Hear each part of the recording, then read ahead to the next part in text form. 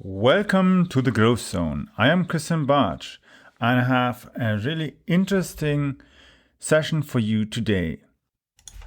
Welcome to today's episode. So we'll be talking about how we can actually provide opportunities for students to get an insight into our businesses and maybe even turn them into long-term employees who are highly productive and focused on what we're doing. So some of the topics I will be covering on this episode is about how to hire students, how to get them trained, that their knowledge is that what we need as business owners or even as companies as it, and get them actually to become promoters for our business as well in and outside their normal areas. Because once the student goes back home, he goes maybe to the university, he tells others how great it is to work for us, and it improves for us the ability as well to cut the costs of recruiting that we usually have. Because many businesses, the smaller they are, the more difficult it is to get good people. Yes, you can maybe get average people who have got a certain average knowledge and average attitude and not really wanting to excel in what you're doing. But if you're a highly motivated group of people, then you really want to have other people who are excited about what they're doing. They love the job. They come every day and they're already in the morning, already excited and positive and energized and wanting to get stuff done and love it. And eventually, even when you have other kind of events and stuff, they all will go and help and support and be active instead of just being passive and waiting for the next paycheck. So let's go and have a look at that.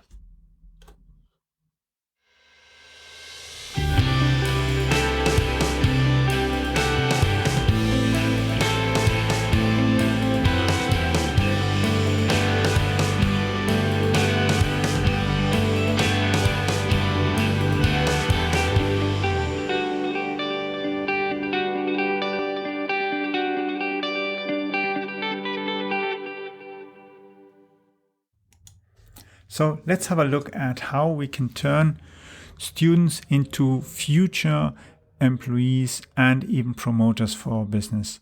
The thing is, who do we actually want to have working for us? We want to have people who know what they're doing, people who are actually well trained, well educated, very focused on what is important to us as business owners and business and companies as well as employers, but as well they should fit into our work environment. Because before we already hired people who we believe fit together, make a good team. And there we have to go and find the right students and turn them into future employees by as well motivating them to study what's really necessary and then eventually then be a good fit for our business. By giving them as well some interesting projects to do, we give them an opportunity to even excel and develop themselves as well further, because they notice they have a chance to be creative, be even they design maybe even their own work environment in the future. They might be able to even learn much more than they would learn at a university, so that they actually become capable of developing a product or a service that is highly qualitative and at the same time very relevant for our existing client base and future clients. But as I said, we need to educate them. So what does that mean? It means that we have to develop a specialized training to educate them so that they know how things have to be done.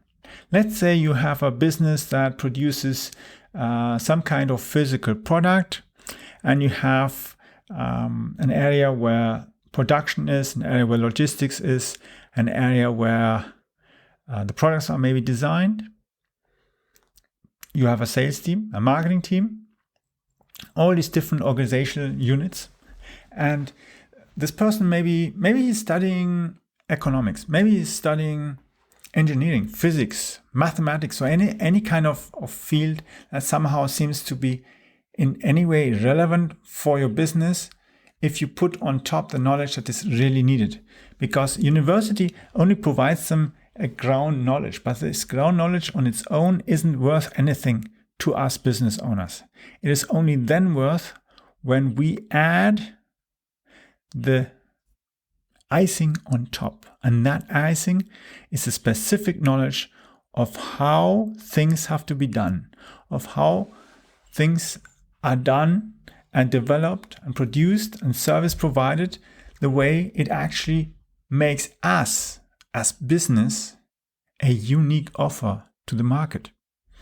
And by getting those people not only well trained, giving them opportunities, we turn them into promoters for our businesses because they are so happy, so fascinated by the opportunities that maybe even if they maybe worked somewhere else before and did maybe some traineeship somewhere else, and they noticed, like in a big corporation, and they didn't get any of these opportunities. They were just sorting the mail or doing some other stuff that's not really productive and not even learning anything by doing that.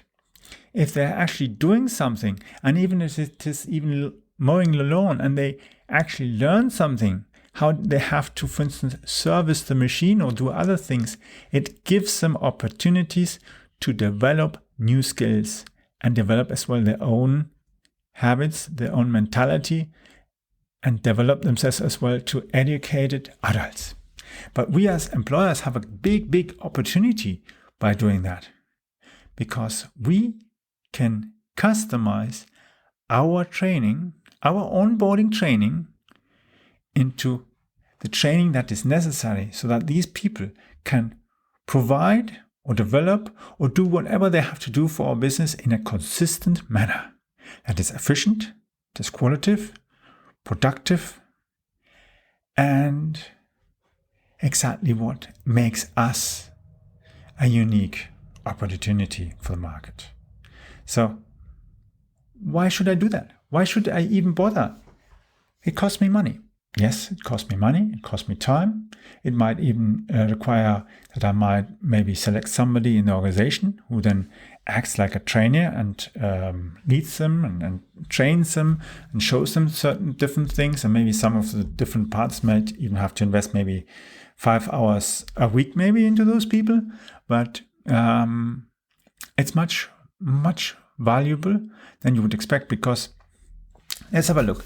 If you want to hire somebody nowadays, you have to pay quite a good salary if you want to compete with corporates. But what if that salary is outside of your scope? Well, maybe you don't have job opportunities where they maybe can work in different subsidiaries abroad. That's something maybe you can't offer, but a big corporate can do. Okay. Maybe you haven't got the most modern office building and all the perks and so on, and maybe a company car, maybe it's not necessarily something you've got. You could have it. Yeah, there are lots of ways to do that, but maybe you just don't have it. So how do you want to compete against the big corporations? It'll cost you a lot of money. You maybe don't even have a recruiting department in your organization because you don't have maybe 5,000 or 50,000 or 100,000 employees that you can afford to have like 100 people just doing your human resources and all different areas of human resources.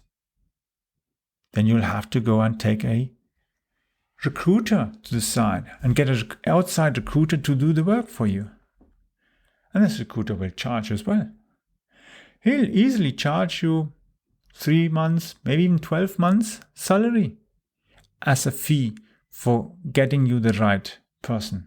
And that still doesn't mean that automatically this person will stay with you, will provide the quality and the return of investment that you are expecting. And maybe even leave after 3 months if you've wasted your time, you've wasted money, and you start again from scratch. So, investing more time in training and having in-house training and developing really highly focused, efficient and qualitative people to work for your business is a much greater value. It's an opportunity for you to have a highly skilled staff that is designed and built around your business, not somebody else's. And even if you're hiring some trainees from other companies who do the training there and everything, they will be maybe customized to the standards of that company. And if they are trying to do their work the way they do it in the other company, but not like you, your clients will start complaining about service quality issues, maybe even about being highly bureaucratic, maybe your staff are slow, they overcomplicate stuff. Maybe even your existing staff will become frustrated because the new staff isn't doing it the way they need it. Things doesn't work, they change stuff, and it creates complications, arguments, and frustration and all these things. So, customize them to your business, not to somebody else's business. And that really gives a big advantage to you, because you can get them at an early stage, you can adapt them to your business, and then they will be most likely willing to help you get even more people who think and act in a similar way, the way you want them to act in your business. So that automatically cuts your recruiting costs, your onboarding costs, and your long-term employee costs.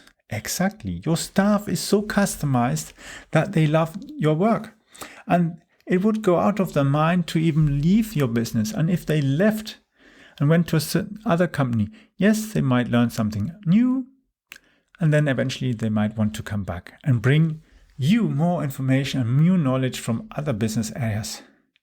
But they know you are the best employer they ever had. And that's what it should be. And not the other one, not the other company. You should be the best.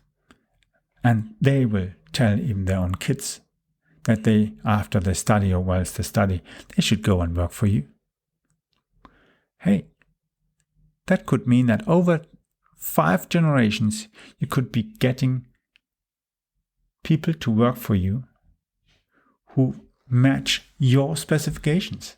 And you just need to carve them to their individual personalities and improve the way they're working for you.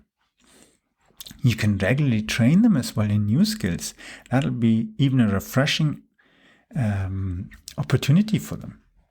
And you build a staff, an employee workforce that is absolutely customized, highly efficient, perfect to help you get that business done that you want. And it is much more difficult for the competition to steal your employees, because even if they succeed, they can't be as efficient for them as they can be for you, because their work standards, their products, their services are totally different. And even if they are competing in the same product area, they're still not the same. It's like as if you would compare apples and pears. If somebody is absolutely customized to handle apples in the right way and can't handle pears in the right way, well, if the pear grower goes and gets your apple workers, then won't really get you a big disadvantage, because he can't use the skills. It just doesn't fit. It's a totally different product in the end. It's still some vegetable or some fruit or whatever, but it's still not the same, and they will have lost money, whilst you eventually maybe have even gained something from it. So how about getting those people that we are highly customizing to get us more customers? Exactly. They will be so thrilled and so happy to work for us. Not only they get us over generations new staff that is in a similar way as we need them, but they will be promoting us to other people, to other businesses and so on, and tell them how awesome we are, how awesome it is to work for us. They'll say, wow, if they are so good, the products must be really good. Because nobody on earth can afford that if their products are the worst stuff on the market. Because that costs money, yes, and most don't bother. Most of your competitors don't bother to customize their employees. And you have a big chance to do that. And it'll save you a lot of money. And they will notice, well, if they are so customized, quality must be high, because standardization means as well that the variance for errors, for bad quality and so on are very low. So we have a chance to always have the same kind of service or product delivered in the same quality that we expect from this company, who hires people and standardizes them to a customized way, the way they need it. And that's where your opportunity lies. Because even if you are visiting one of your clients and you're trying to close them on a deal, and they have a competitor's product on the market, well, you say, our service, our product are unique. They're standardized. They're highly qualitative. We have a low variance. We have a low amount of problems because everything is cleanly standardized. And even if we release a new product, it is well thoroughly tested by the standards that we have. We have developed them over years and they are still fitting. And what should you pick? Something that maybe, if one is lucky on that day, it might be working, and the next day, the next product just doesn't work and has problems. Or a product or a service that is delivered in a consistent way, consistently high quality. That's what allows you as well to charge a higher price for your services. Use that. Take that in mind. Put it in your pitch. Use it even for those high quality clients who are going to buy the first time from you and are still a little bit unsure because they don't know you, or maybe they think, well, the competitor is 100 years in business and your company maybe is 2 years in business, 10 years in business, 20 years in business. That's nothing if you compare it to a business that has been there for 100 years. Yes, there maybe it's well standardized, but you are highly dynamic because you train them people to be highly efficient, the best in the marketplace. And you know that the products and the services you deliver are top. They are great, yes. And if you are consistent, you're making your product, your services every day even greater than you did at the very first day when you opened your business. Think of that and see where you can use new staff and even students, trainees, apprentices, anywhere in that kind of field, to turn them into happy, fascinated, dedicated employees who are highly customized, but customized to your business, that you are able even to adapt them to new requirements. Because let's say you go and add some kind of new product to your portfolio, then it is necessary for you to train them, to retrain them into new areas so that they can do that. You can motivate them and support them so that they see my employer, my boss, my director, my team leader, and so on. They believe in me. They are willing to advance. And even if something happens in life and things change, somebody gets back problems or other kind of things, you can always retrain them and keep them in the business in new areas, and even use them as trainers to train younger people to take on the experience that they have and produce even greater products than you have before. And that's something that other companies often cannot do. When they have a recession, what do? They sack people. Yes, of course, in certain situations you have to. But if you are reducing your work staff, you are losing all those highly customized people. If you are able to find solutions and generate more sales and avoid the disadvantages, or even necessarily cut with your own expenses and see that you still keep those staff, once the recession has passed, you will be stronger. You will be cutting into the market like an icebreaker, and everything gives way to you. But if you lose all your staff, those highly customized staff, you haven't got anything to offer, because they're gone. And if you have no standardized, no training, no traineeship or any kind of things like that, how do you want to regain your strength? If you, at every little explosion, every little fear, every little sickness, you start go and cry and run away. That's not the way you can do it. You have to be greater than you were yesterday, but you have to improve. You have to strengthen your business. You have to be flexible and able to even retract in a smart way and not contract in a stupid way. Look at what you can do. And that's another thing is really interesting. If you feel you've got the back to the wall, you have to look and think and reevaluate your position. You will be astonished to see how things can change. You will see an opportunity, a new business opportunity. And then you have to be fast because you need to have the right people on hand. Get them to work on us. Instead of wasting your time and complaining and doing this and that and other stupid stuff, get your work focused on the new business opportunity. Get that stuff fast, quality, and precise. Be the precision element, the precision machine that you're producing, because your clients will be coming out of the recession and will be astonishing them by the power and the force that you've got to cut in the market like as if it was ice. Because you are a stronger business than you were before. And others, they're just contracting. Because if they're sacking people, obviously it's people they didn't really need. It's people they don't really want. They should usually keep their best. And if all your employees are the best, you keep them. And you are faster there on the market again as soon as the whole thing stops. Whilst others are still trying to find new employees and you're already delivering, servicing, providing the high, consistent quality service you've always done over the last 2 years, 5 years, 10, 20, 50, or 100 years. But you are about quality. You make things greater and you are the one, the element in the market that is the icebreaker. And stronger than ice, you can move everything to the side.